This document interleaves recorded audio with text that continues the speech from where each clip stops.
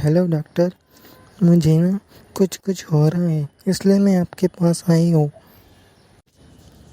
अच्छा, तो बताओ बेटी, तुम्हें क्या हो रहा है?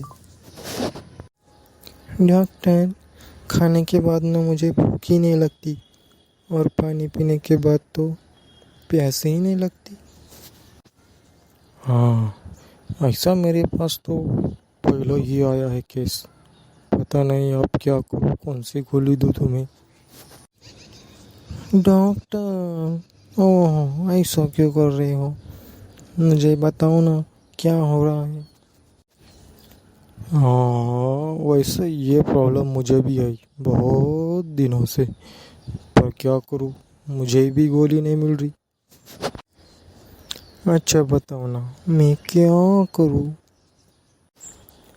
तो एक काम कर ले, जब भी तुझे भूख लगी, जो खाना होगा वो मुझे ला दे, पानी पीना होगा वो मुझे ला दे, फिर तुझे कुछ होगा ही नहीं। ही। डॉक्टर, तुम डॉक्टर हो या कोई आर्टिस्ट हो? हाँ, आर्टिस्ट मैं बचपन से बनना चाहता था, लेकिन क्या करूँ, डॉक्टर बन गए। घर वालों ने बहुत ये किया, दोस्तों ने बहुत ये किया, लेकिन डॉक्टर बन गया मैं, डॉक्टर। अरे लगता है ये पागल है। चलो भागो यहाँ से।